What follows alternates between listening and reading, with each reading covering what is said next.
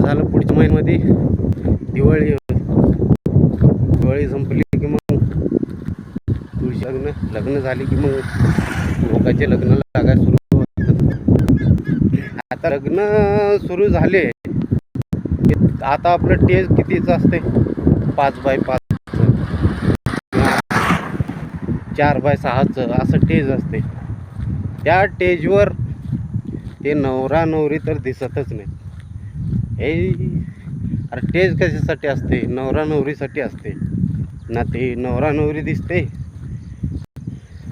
ना ते पंडित दिसते. तिथलं दुनियाभरचं पब्लिक जमा होते. त्या वल्लभ फोगून पर पर पर न वाटते. पर काय निवळ नाकली लोक काय तरी आता मोठे मोठे लोकांचे लग्न होतात. मी असं एकाही माणसाला बघायला त्यानं आयर केलेलं बाबा. ह्याला फुल आयर केलो, ह्याला कपडे घेतलो. हे गरीबाचं का असं वळ वळ वळ वळ वळ करते म्हणून तुम्ही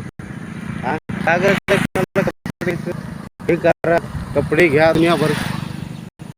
आता तुम्ही लग्न आहे भारीतलं भारी जेवण करा, जेवण बनवा चांगले पदार्थ. हां आणि जर पण लग्नात आता ह्याच्या पुढून लक्षात ठेवा. खरं सांगतो तुम्हाला, जर तुम्ही कोणाच्या लग्नाला जात असाल तर पहिलं सांगायचं माझ्यासाठी आयर घेत असाल तर घेऊ नका. कधीच कोणा आयर घ्यायचं नाही. हे लय बेकार सिस्टीम.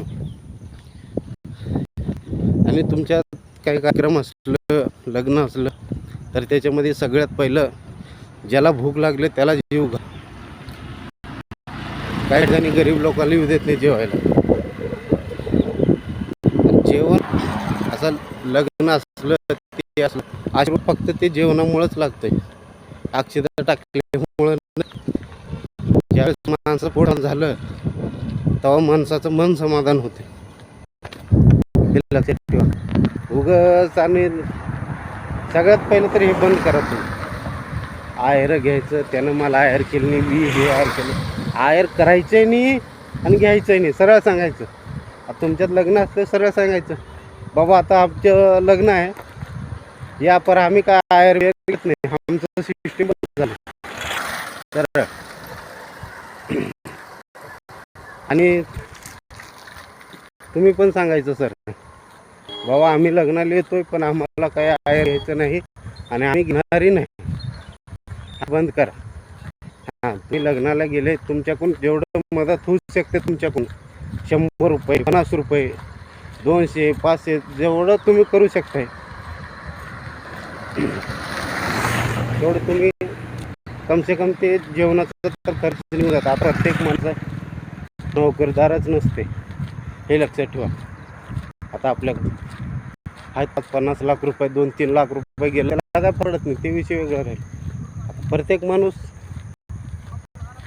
नोकरदारात पैसे कमवणारा नसते, प्रत्येकाला नोकरी नसते. काही जर प्रत्येक माणूस नोकरीवाला असलं तर हे बिल्डिंग कोण बनवलं असतं?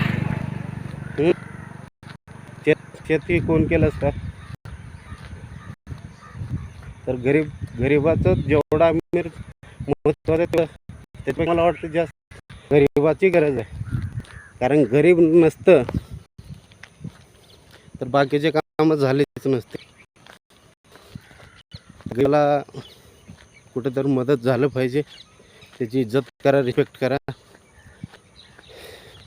माझं एक गोष्ट लक्षात ठेवा, लग्नाला गेलो की कधी त्यांचं टोपी घेऊ नका. साधं आयर घ्यायचंच नाही. हे लय मोठी हे चूक आहे. खरं तर हे चुकीचं गोष्ट आहे. घ्या ते घ्या. अरे तुम्ही लग्नाला जाताय का आयराला जातेच आहे ना. मला आता लग्न असली की एवढं मोठं गर्दी जमते तिथं. त्याच माणसाचं जर हॉस्पिटलमध्ये तिथे कोणी जाते 10 लोक गेले उगं दिखावासाठी जातात. दिखावासाठी जाऊन येतात वापस. जाणं कमसे कम थोडे फल फ्रूट आता भाजी तुमच्या घरातून आणि गेल्यावर हॉस्पिटलमध्ये सगळ्यात महत्त्वाचं जेवढं होईल तेवढं 100-200 असं म्हणत नाही की मी अर्ध बिल खर्च करा, तुमच्याकडनं जेवढं होतं तेवढं मदत करून. हॉस्पिटल एक बेकार चीज आहे ना, प्रत्येक माणसाला येतेच ती अडचण. हॉस्पिटल खरं तर येऊन येते. आता हॉस्पिटलमध्येही गेलं ना, कितीही जर मोठ्या हॉस्पिटलमध्ये घातलो आणि कितीही जर पैसा घातलो, ते माणूस मरायचं मरतेच. आणि पैसे बडणार परबडते यायला असं लाख लाख रुपयाची इंजेक्शन. आता आमिर माणूस मेलच नसतं. जिंदगीला जास्त सिरियस घेऊन जगायचंच नाही. कामाला पैशाला महत्त्व द्यायचं, बस विषय संपला.